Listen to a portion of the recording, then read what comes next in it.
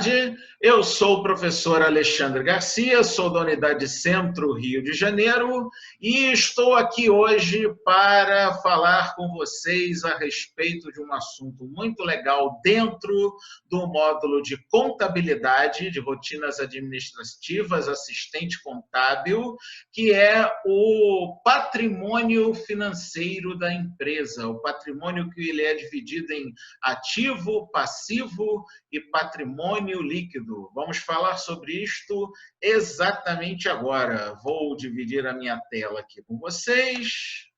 Muito bem. Compartilhando a minha tela. Todo mundo está vendo a minha apresentação ocupando a tela toda? Bota um ok para mim aqui no chat se vocês estiverem vendo tudo direitinho, por favor.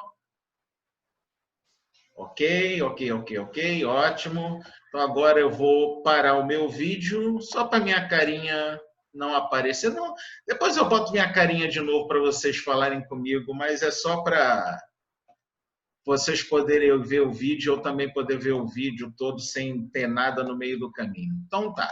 Então vamos começar esta aula, como eu falei para vocês, o assunto que eu quero abordar hoje é este aqui, patrimônio, ativo, passivo e patrimônio líquido. Este assunto é do módulo de assistente contábil do curso de rotinas administrativas. Ah, mas eu não sei que curso é esse não é meu curso. Mesmo assim, gente, assista essa palestra que eu fiz ela de uma forma bem didática, bem simplesinha de se entender, e mesmo que vocês não estudem este curso, este módulo, mesmo assim vocês vão ter um bom conhecimento. E quem sabe isso aí já é uma boa oportunidade para vocês quererem fazer o módulo de rotinas administrativas, o módulo de contabilidade, administração, departamento pessoal, escrita fiscal, são muito úteis, que não existe empresa hoje em dia que não trabalhe com esses setores. Os setores de rotinas administrativas são fundamentais para o desenvolvimento das empresas, tá? Mesmo durante esse período de quarentena e coronavírus, etc, etc. Bom, seguindo viagem, vamos lá. Mas, afinal de contas, o que é patrimônio? E aqui já começa a primeira pergunta que eu tenho para meus queridos convidados desta palestra. O que vocês acham que significa contabilmente a palavra patrimônio? Vocês já ouviram falar em patrimônio? Quando se fala em patrimônio, o que vocês pensam que é? Michael disse que nunca ouviu falar. Maravilha, Michael, não tem problema nenhum, vai aprender agora comigo. André, desculpa eu mutar você, querido. Eu prefiro que você responda por enquanto no chat. Depois a gente abre para falar em áudio, tá? É um bem, um imóvel, por exemplo? Sim, isso é um exemplo de um patrimônio. Sim, um bem imóvel, por exemplo, é um bem patrimonial. Não é só isso, mas esse é um bom exemplo de que é um bem patrimonial. O que mais, gente? Cadê a Jaqueline que disse que ia interagir? Jaqueline, o que você acha que é o patrimônio de uma empresa? Bota aqui no chat que eu quero ouvir a tua opinião. Pode responder o que você quiser, pode até dizer que não sabe, meu bem, não tem problema nenhum. O que eu quero é que vocês interajam. Mais ninguém? Vamos lá? A Orlita diz que são os bens que devemos cuidar deles para não se acabar. Está correto também, é uma resposta boa também. Os bens da empresa são parte do seu patrimônio, tá? Mas é porque a gente sente vergonha. Vergonha de quê, Michael? Vergonha de estar querendo aprender? Vergonha de ter conhecimentos novos? Vergonha de repente, achar uma coisa que você vai gostar de aprender e vai querer transformar numa informação importante? Mas ninguém precisa falar nada, é só escrever no chat, cara. Não precisa ter medo, não. Ninguém vai morder, está todo mundo aqui na mesma. A única pessoa que tem a obrigação de saber tudo que está escrito aqui nessa palestra sou eu, que sou professor. Tem que ter medo de ter vergonha nada, rapaz. Para, não tem problema nenhum que você não sabe, Mike. Você está aqui para aprender. aprender, não se preocupa com isso não. Bom, então vamos lá. Qual é a resposta para o que é o patrimônio? Alguns de vocês até acertaram sim. O patrimônio é o conjunto de bens, direitos e obrigações que tem numa empresa. Ele é dividido entre elementos positivos e elementos negativos, sendo que os elementos positivos são os bens e os direitos, e os elementos negativos são as obrigações. Ah, tudo bem, legal. Então, um conjunto de bens, direitos e obrigações. Bens, a Orlita que falou, o André também falou, que são as coisas que a empresa tem, né? Os imóveis, por exemplo. Realmente, então, bens é até bem fácil da gente entender. Mas e os direitos e as obrigações? O que vem a ser isso? Vamos todo mundo agora aprender junto comigo o que na contabilidade são os bens, são os direitos e são as obrigações da empresa, para depois a gente poder definir direito o que é o patrimônio ativo e o patrimônio passivo de uma empresa, tá ok? Então, vamos seguindo viagem.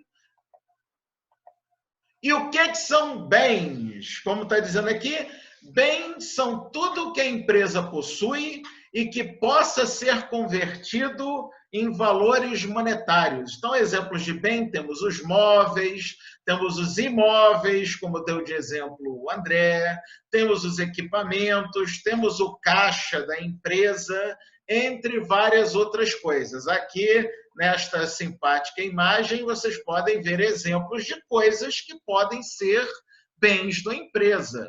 Um imóvel, veículos, dinheiro vivo, que seria o tal do caixa da empresa, tudo isso são exemplos do que são bens.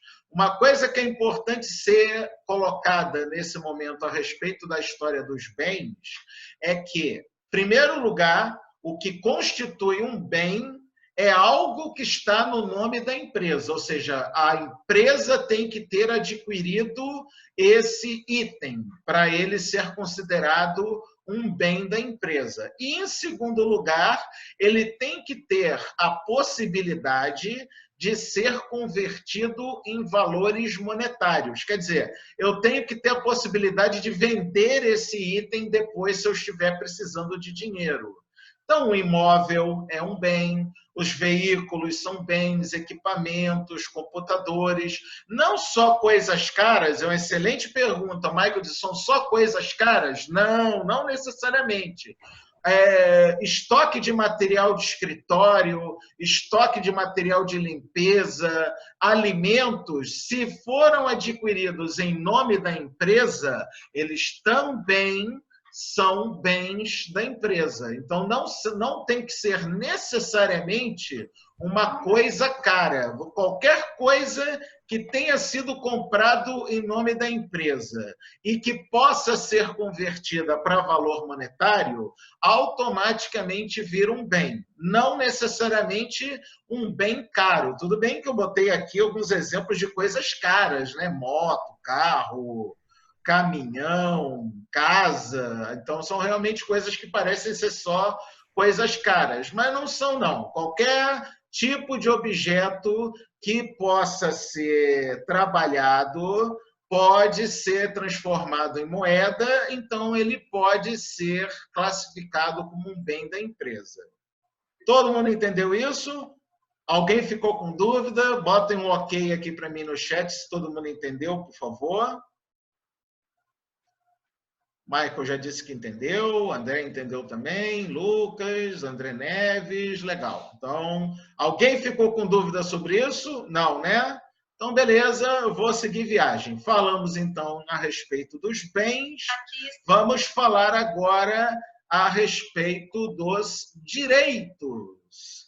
Aí diz aqui a definição que direitos são os valores que a empresa tem a receber devido a vendas a prazo. Exemplo de direitos: duplicatas a receber, títulos a receber, contas a receber e etc.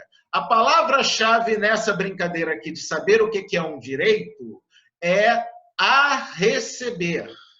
A minha empresa tem como principal atividade econômica a venda de produtos. Eu sou um comércio, eu sou um supermercado, uma loja de qualquer tipo, seja online ou seja física, não importa. Então, a minha forma de ganhar dinheiro é vendendo produtos. Legal? Maravilha. Se o meu cliente compra meu produto à vista, eu fico muito feliz com isso, porque afinal de contas eu vou conseguir obter o dinheiro desse cliente de forma mais instantânea, vamos assim dizer, de forma mais rápida.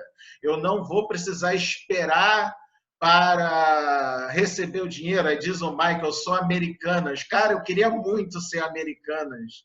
Americanas, o pessoal da Americanas está rico, que você nem sabe, cara. Eu gostaria muito de ser a Americanas, a loja Americanas.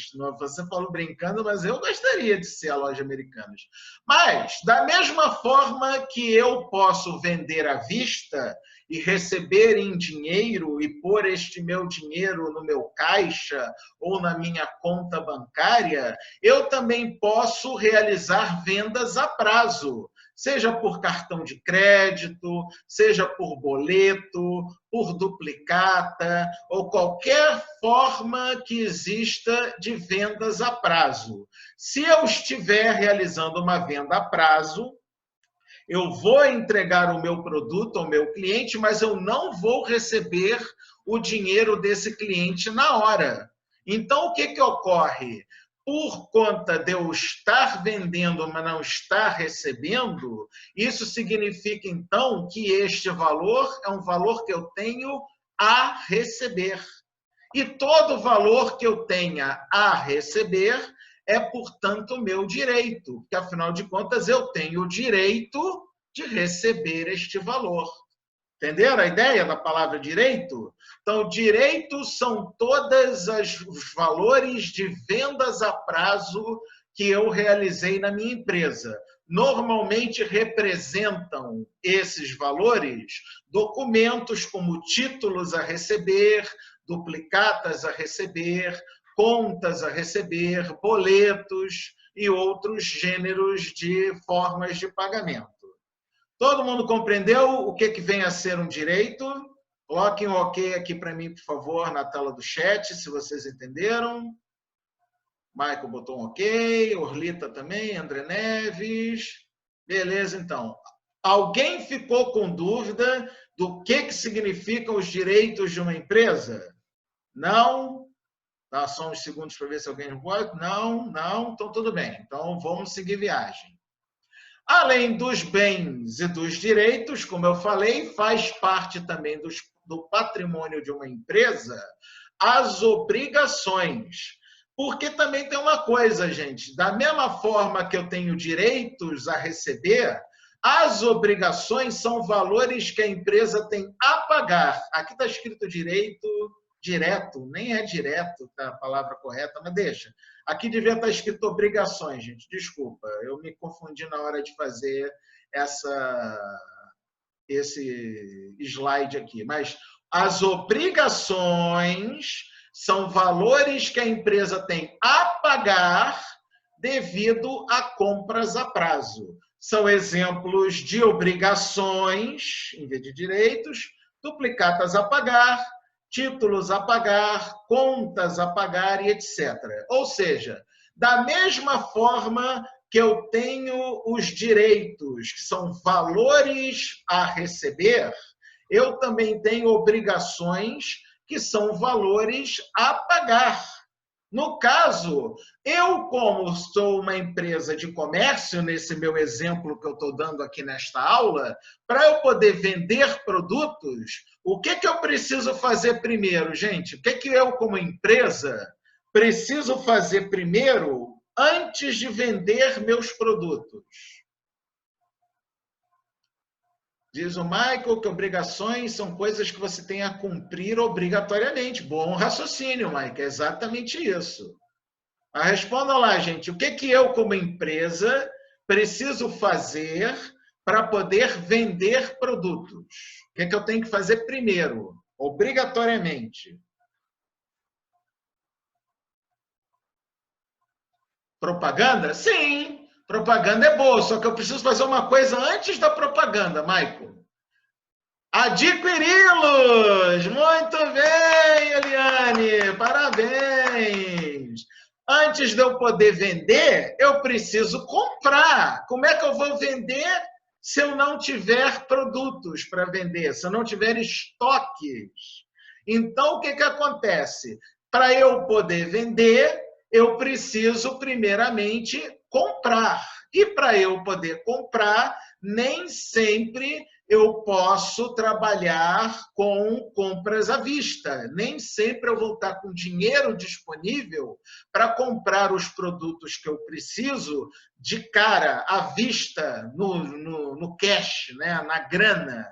Então, o que acontece? Por muitas vezes eu vou ter que fazer uma compra a prazo, eu vou ter que adquirir uma duplicata, uma promissória, um boleto, uma fatura, como essa daqui desse desenho. Uma fatura nada mais é do que uma ordem de compra de uma empresa para outra empresa. Então, quando eu realizo as minhas compras dos meus produtos para os meus estoques, ou mesmo do material de escritório, do material de limpeza que eu possa vir a usar na minha empresa, essas compras não precisam ser feitas obrigatoriamente à vista. Eu posso fazer essas compras a prazo também. E se eu fizer uma compra a prazo, vai gerar um valor que eu vou ter que pagar no futuro. Então, esse valor que eu vou ter que pagar no futuro vai virar o que, meu? Vai virar minha obrigação. Como falou o Michael muito bem agora há pouco, obrigações são coisas que você tem que cumprir obrigatoriamente. Sendo que essa coisa que eu vou ter que cumprir é pagar os valores em detrimento do material ou estoque que eu comprar para a minha empresa. Todo mundo entendeu essa história da obrigação? E como é que a obrigação é justamente o contrário do direito? Bota um ok aqui se vocês entenderam, por favor. Aí, Michael botou um ok, André deu ok também. André Neves também deu um ok. Orlito ok. Beleza, então. Então, eu vou seguir viagem. Então, já entendemos que o patrimônio de uma empresa ele é formado por bens, que são as coisas que a empresa comprou em seu nome e que podem ser convertidas em dinheiro.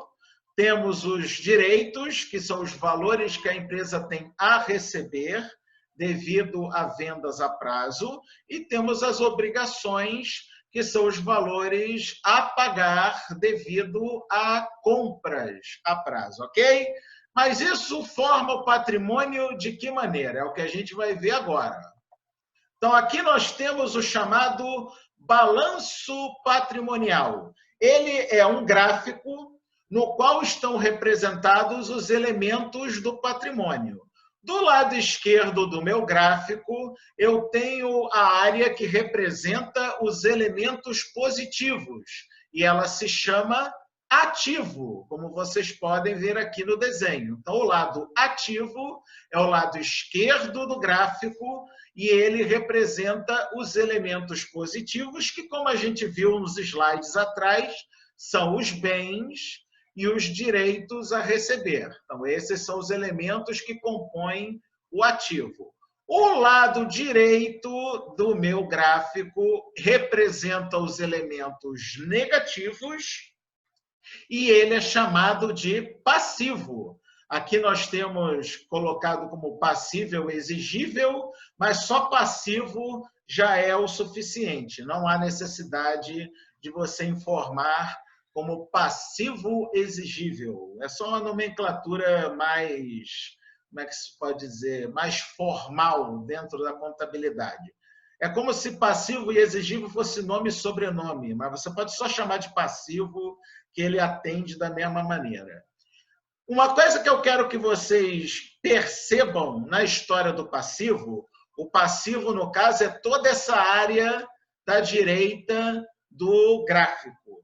Sendo que eu tenho não só a parte chamada passivo, mas tem uma outra parte chamada patrimônio líquido. Aí vocês podem estar se perguntando, mas ok, mas o que é patrimônio líquido? Eu não entendi. Até agora você não tinha me falado dessa história de patrimônio líquido, não, Alexandre. Que história é essa de patrimônio líquido?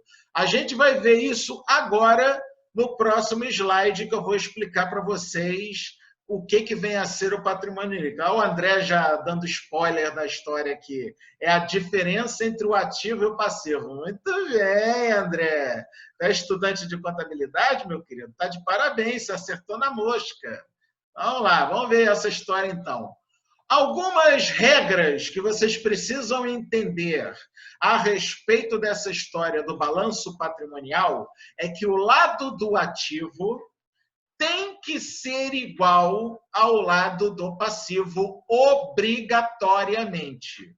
Se você está fazendo um balanço patrimonial de uma empresa e o total do ativo dá 1 centavo de diferença do total do passivo, pode rever teus cálculos todos, porque alguma coisa você errou.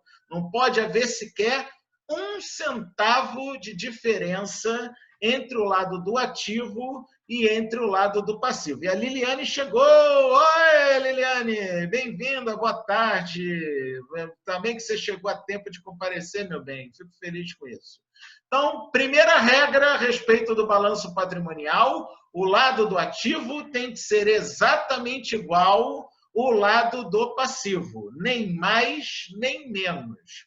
O patrimônio líquido, portanto, é a diferença entre o valor do ativo e o valor do passivo. Ah, boa pergunta sua, mas por que tem que haver isso de lado do ativo ser igual ao lado do passivo?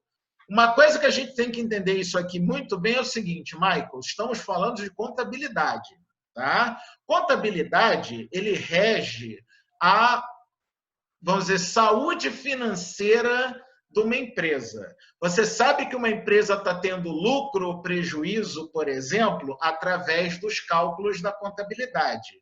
Um elemento fundamental da contabilidade é essa história do balanço patrimonial. Você sabe por que o nome é balanço? Balanço patrimonial? A ideia é o seguinte, parece ser aqueles balanços de parquinho, que a criança se balança para se divertir, mas na verdade não. Na verdade é de balanço no sentido de equilíbrio. Muito bem, André, respondeu perfeitamente. É o equilíbrio das coisas. E como eu posso obter o equilíbrio, Michael, se os valores do ativo e do passivo não forem exatamente iguais? Pode haver equilíbrio com valores diferentes, Michael? O que você acha? Não. Então, você está entendendo melhor por que o ativo tem que ser igual ao passivo? Ah, muito bem. Deixa eu continuar a explicação que você vai entender melhor ainda, mas eu fico feliz que você já está entendendo um pouco a respeito disso. Então, aqui nós temos o patrimônio líquido, e como dizemos aqui na definição, o patrimônio líquido é a diferença entre o valor do ativo e o valor do passivo.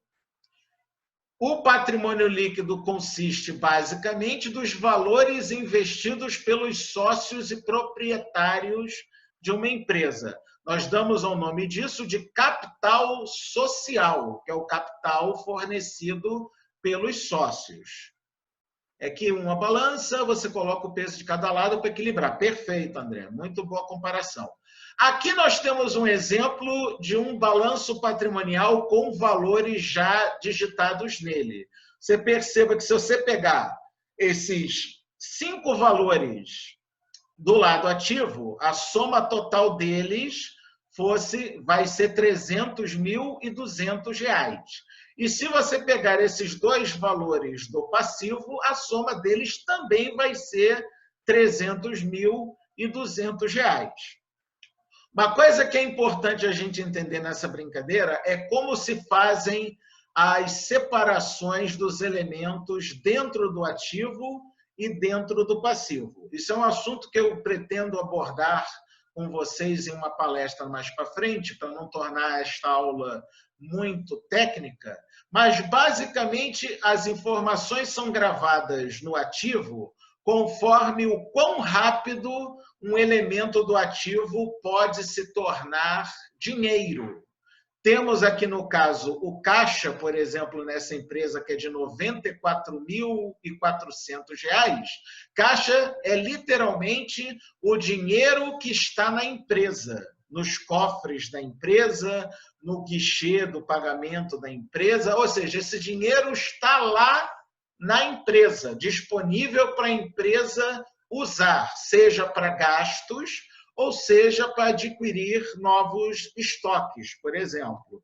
Então, no caso aqui desta empresa, ela tem em caixa dinheiro vivo na empresa 94.400. Seria o equivalente a capital de giro, pergunta Orlita. Sim, pode se chamar também como capital de giro se esse dinheiro for utilizado para manter a empresa funcionando. Então, sim. Não necessariamente que esses 94.400 todo é usado para capital de giro, mas uma parte desse dinheiro com certeza deve estar sendo utilizada para capital de giro. Obrigado pela sua pergunta, Orlita. Essa empresa tem a receber R$300. Quer dizer que ela não tem esse dinheiro disponível ainda. Esse dinheiro está sendo devido a ela pelos clientes que fizeram compras a prazo. E ela tem em seu patrimônio R$500 em móveis, R$5.000 em computadores e R$200.000 investidos em imóveis. Provavelmente a loja onde essa minha empresa faz o comércio é uma loja física em algum lugar que ela foi ou adquirida ou financiada através desses imóveis. André diz que o computador é um ativo imobilizado. Olha, André, nem sempre. O ativo imobilizado mais correto aqui seria literalmente o imóvel, tá? Porque tanto os móveis quanto os computadores perdem valor conforme você vai usando eles. É a chamada... Caraca, fugiu o nome agora. Quando o objeto vai perdendo valor de acordo com o tempo. Alguém lembra? Vocês por acaso sabem esse valor? Obsolescência programada, não. Meu filho está tentando me ajudar aqui também, não é não. Aproveita a pesquisa aí, filho. Patrimônio perdendo valor com o tempo. Eu vou isso aí para o tio Google para ele... depreciação. Denise já me respondeu. Obrigado. Então tá aqui, ó, depreciação. Obrigado, Denise. Essa era a palavra que estava fugindo da minha cabeça toda hora e eu agradeço a você por saber. Produtos como, por exemplo, patrimônios como, por exemplo, os móveis e os computadores, conforme você vai usando, eles vão depreciando, vão desvalorizando.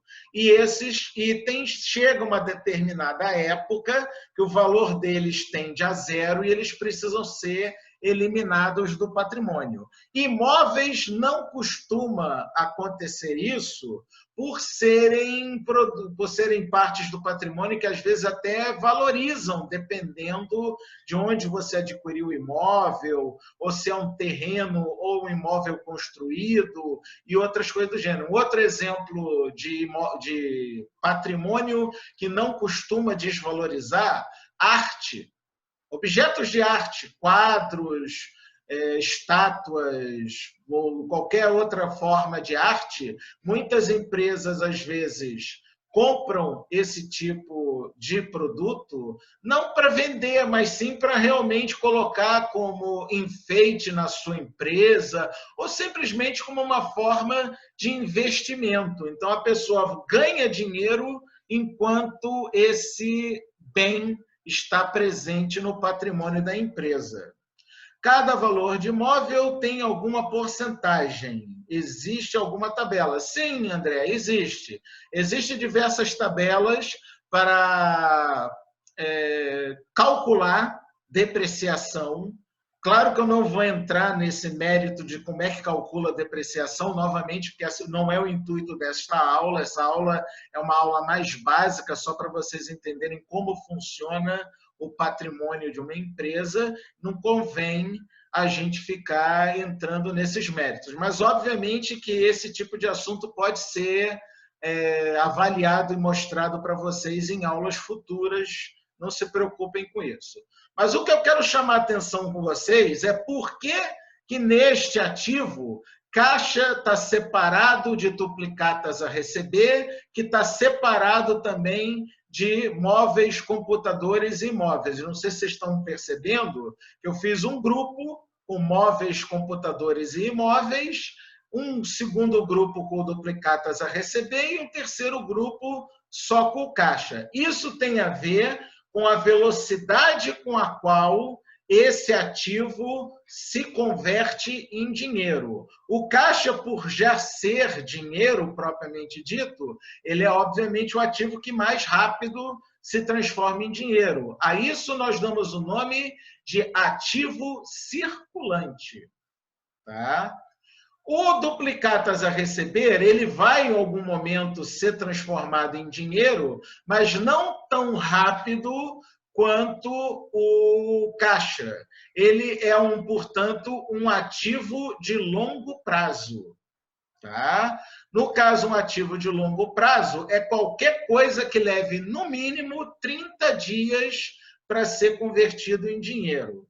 Tá? Então, não importa se o cara comprou um negócio para pagar daqui a 30, 60, 90, 120 dias, não importa, a gente ainda chama isso de um ativo de longo prazo. E, finalmente, esse grupelho aqui com os 3 cidadãos dos móveis, dos computadores e dos imóveis é o que nós chamamos de ativo permanente. Por quê? O objetivo de adquirir esses itens não foi para vendê-los depois, ou seja, podemos ter que vendê-los para comprar coisas para a empresa? Sim, mas o objetivo da compra desses itens não foi vendê-los depois. O objetivo principal, primário desses elementos é ficar permanentemente na empresa. Por isso, nós damos o nome desse grupo de ativo permanente. Aí pergunta o André, se eu compro uma cadeira a prazo, ela vai para o passivo? A cadeira não. A cadeira vem parar aqui no ativo, mas a duplicata a pagar, que você ainda tem que pagar dessa cadeira, essa sim vai vir aqui para o passivo. Inclusive, eu não duvido nada que parte desses R$200 que eu tenho aqui nessa duplicata a pagar deve ser ou do móvel, ou do computador, ou do imóvel. Depende de qual desses eu comprei à vista ou qual eu comprei a prazo. Já que estamos falando do passivo, aqui no passivo eu tenho a duplicatas a pagar, que no caso são valores que eu não vou pagar ainda. Eu ainda vou pagar futuramente, da mesma forma, com no mínimo 30 dias de prazo. Então, esse passivo aqui é considerado também como passivo exigível a longo prazo. Ok? O ativo, aquela história de que o passivo tem o sobrenome de exigível, o ativo tem o sobrenome de realizável. Então, se você quiser usar nomes formais, o ativo, na verdade, é o ativo realizável, e o passivo é o passivo exigível. Tá? Mas, novamente, não há necessidade nenhuma de ficar descrevendo formalmente esses valores. Se o valor da cadeira é R$30 cada, como ficava na tabela? Bom, depende, queridos. Vamos supor, eu comprei, no caso, cadeiras a R$30, como você falou, e eu comprei 5 cadeiras. Portanto, eu tenho um valor a pagar de R$150. Aqui, nesse elemento móveis, eu acrescentaria 150, passando, no caso, para 650. E aqui, nesse duplicatas a pagar, eu também adicionaria 150, passando, portanto, a dever R$350 de duplicatas a pagar. Uma coisa que eu pretendo comentar com vocês em palestras futuras é uma coisa importantíssima dentro da contabilidade que se chama método das partidas dobradas. Não se preocupa por enquanto o que isso significa, não, porque não convém falar disso neste momento. tá? Mas guarda este nome, método das partidas dobradas, que a gente vai falar disso futuramente em aulas de contabilidade nas próximas semanas, tá ok? Então, recapitulando, eu tenho aqui R$ 300.200 de ativos, R$ 200 de passivos exigíveis e mais R$ 300 mil de patrimônio líquido. Uma coisa que é interessante saber a respeito do patrimônio líquido, esse é o valor pelo qual eu poderia vender a minha empresa se eu assim quisesse. O valor do chamado capital social é o valor que os sócios entraram para formar a empresa. Quando o cara criou a empresa, ou ele entrou sozinho com 300 mil, ou de repente ele e mais dois colegas entraram com 100 mil reais cada um, formando, portanto, um capital social de 300 mil reais e com, portanto, 3 sócios dessa empresa, ou de repente cada pessoa entrou com 50 mil reais, são 6 sócios nessa empresa, isso não importa, para falar a verdade. O que importa neste momento, para nosso entendimento, é que esta empresa tem um valor nominal de 300 mil reais, sendo que esses 300 mil reais foram utilizados para adquirir esses bens todos que estão aqui na empresa e ainda há um pagamento de R$ 200 a ser realizado futuramente. Portanto, o total do ativo dessa empresa é de R$ 300.200 e o total do passivo dessa empresa também R$ 300.200. Assim, eu posso dizer com certeza de que esta empresa está com a saúde financeira e contábil dela em boas condições, porque não há nenhuma diferença entre o valor do ativo e o valor do passivo. Ok? Belezinha, então? Legal. Alguma dúvida nisso aqui, gente? Essa parte, com certeza, foi a mais complicada. Se vocês entenderam direitinho, joga um ok aqui para mim no chat, por favor. Michael botou um ok. André Neves também. Denise. André sem seu Neves também botou um ok. Legal. Então é isso, gente. Vamos refletir agora um pouquinho. Eu espero que vocês tenham gostado desta aula. Infelizmente já está acabando. Oh, que pena. Eu adorei dar essa aula para vocês. Daqui a pouquinho eu abro os microfones de vocês se vocês quiserem começar comigo um pouquinho. Mas o que eu quero que vocês entendam é que isso aqui é só um gostinho, isso aqui é só um comecinho do que é a matéria de contabilidade. Se vocês gostaram disso, eu recomendo fortemente que vocês corram atrás do modo de rotinas administrativas que nós temos aqui na Microlins, e dentre eles estará lá o auxiliar assistente contábil, que é o assunto que tem a ver com este assunto de patrimônio. Então, muito bem.